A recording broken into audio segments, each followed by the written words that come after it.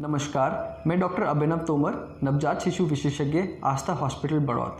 आज के इस वीडियो को बनाने का हमारा उद्देश्य एक बेहद गंभीर और आम समस्या, जिसको इंग्लिश में हम बर्थ एस्फिक्सिया और हिंदी में पैदा होने के बाद बच्चे का ना रोना या देर से रोने के नाम से जानते हैं, के विषय में आपको बताना है। जैसा कि हम सब लोग जानते हैं, पैदा होने के बाद बच्चे का तुरंत रोना बेहद आवश्यक होता है। ऐसा क्यों?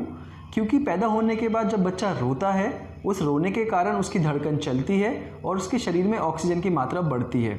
यह ऑक्सीजन उसके शरीर के विभिन्न अंगों में जाता है और ये विभिन्न अंग अपना काम करना शुरू करते हैं।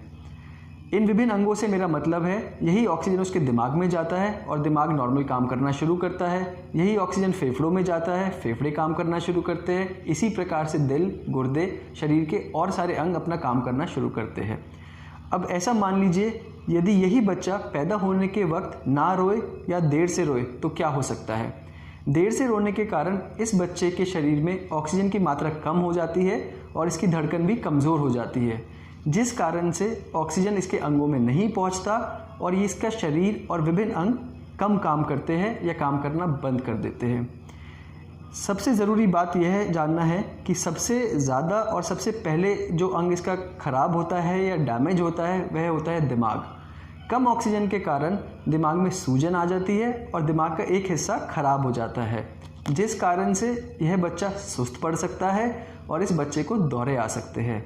इसी प्रकार से और अंगों में भी डैमेज हो सकता है, जैसे फेफड़े में डैमेज हो सकता है, जिसके लक्षण से ये बच्चा सांस लेने में तकलीफ़ पैदा हो सकती है इस बच्चे को, या गंभीर होने के कारण इस बच्चे को वेंटिलेटर पर डालने की भी नौबत पड़ सकती है।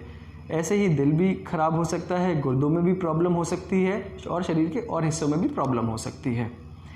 तो इन सब बच्चों को नर्सरी में एडमिशन करने की ज़रूरत पड़ती है और नर्सरी में एडमिशन के साथ साथ यदि ये बच्चे गंभीर हो जाए तो इन बच्चों को वेंटिलेटर पे लेने की ज़रूरत पड़ती है और बहुत सारी बड़ी और हैवी दवाइयाँ चलाने की ज़रूरत पड़ती है, जिसमें काफ़ी ज़्यादा खर्चा आ जाता है और बच्चे की जान को खतरा बना रहता है।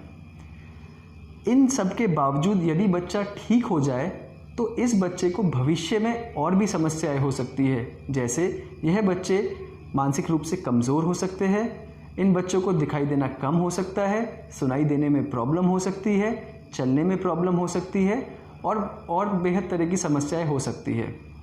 तो अब आप समझ गए होंगे कि महज देर से रोने या ना रोने के कारण इस बच्चे को कितनी ज़्यादा समस्या आ सकती है। जन्म के बाद नर्सरी में एडमिशन की ज़रूरत पड़ सकती है, आने वाले भविष्य में और बहुत सारी समस्या आ सकती है। सबसे ज़रूरी बात यह है कि यदि इस विषय में हमें जानकारी हो तो हम काफ़ी सारे बच्चों को इस गंभीर बीमारी से बचा सकते हैं और काफ़ी सारे नर्सरी के एडमिशन्स को कम कर सकते हैं, महज प्रॉपर जानकारी द्वारा। तो मैं आपको बताऊंगा कि किन बातों का हम ध्यान रखें ताकि हमारे बच्चे इस गंभीर बीमारी से बचे रहें। सबसे इम्पॉर्टेंट और पहली बात, जहाँ भी आप अपने बच्चे की डिलीवरी कराएं, वहाँ एक प्रॉपर गायनेकोलॉजिस्ट होना बहुत ज़रूरी है और डिलीवरी के वक्त बच्चे के डॉक्टर का मौजूद होना बेहद ज़रूरी है। यदि आप डिलीवरी किसी गांव में कराते हैं या किसी ऐसी जगह कराते हैं जहां बच्चे के डॉक्टर मौजूद नहीं है, तो उसकी जगह एक प्रशिक्षित स्टाफ मौजूद होना ज़रूरी है, जो बच्चे को किसी भी जन्म के दौरान समस्या या प्रॉब्लम आने पर फ़र्स्ट एड दे सके या ठीक कर सके। फ़र्स्ट एड से मेरा मतलब है बच्चे का गंदा पानी निकाल सके, बच्चे को ज़रूरत पड़ने पे ऑक्सीजन दे सके, प्रॉपर टेम्परेचर और गर्माई दे सके और किसी भी गंभीर स्थिति में प्रॉपर ट्रांसपोर्ट अरेंज करा सके, ताकि यह बच्चा सुरक्षित रूप से निकटतम बच्चों के डॉक्टर के पास पहुंच जाए या लेवल 2 या लेवल 3 नर्सरी में पहुंच जाए। दूसरी बात, इस बीमारी में सबसे इम्पॉर्टेंट चीज़ है समय।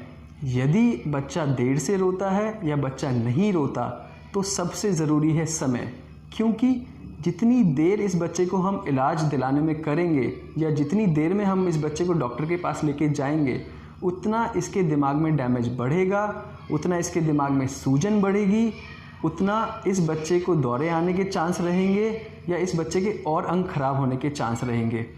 जितना देर हम करेंगे उतना इस बच्चे को गंभीर स्थिति के नज़दीक हम लेते चले जाएंगे। तो यदि बच्चा देर से रोता है तो तुरंत से तुरंत उसको निकटतम बच्चे के डॉक्टर के पास अवश्य दिखाएं या लेवल 2 या लेवल 3 नर्सरी में ज़रूर लेके जाए। यह ना सोचे कि हमारा बच्चा ठीक है, देर से रोने वाले सभी बच्चों को डॉक्टर की आवश्यकता होती है और ज़रूरत पड़ने पर नर्सरी में भी रखा जा सकता है। यदि हम इन बातों का ध्यान रखें, यह सिंपल बातों की जानकारी हम रखें और इस जानकारी को और लोगों को बताएं, तो मुझे लगता है कि नर्सरी के बेहद सारे एडमिशन्स को हम कम कर सकते हैं और बेहद सारे बच्चों को बचा सकते हैं और एक बेहतर भविष्य दे सकते हैं। हम देखते हैं हमारे पास बहुत सारे ऐसे बच्चे आते हैं जो बचपन में देर से रोए थे, अभी अपने भविष्य में आके उनको चलने में दिक्कत होती है, वे मंदबुद्धि हो जाते हैं, दिखाई देने में तकलीफ़ होती है। तो इन सब चीज़ों का अगर हम ध्यान रखें तो इन सब चीज़ों को होने से रोका जा सकता है। मुझे उम्मीद है आपको ये सिंपल बातें समझ आएंगी और आप इन बातों का ध्यान रखेंगे और बच्चों को सुरक्षित भविष्य देंगे। Thank you.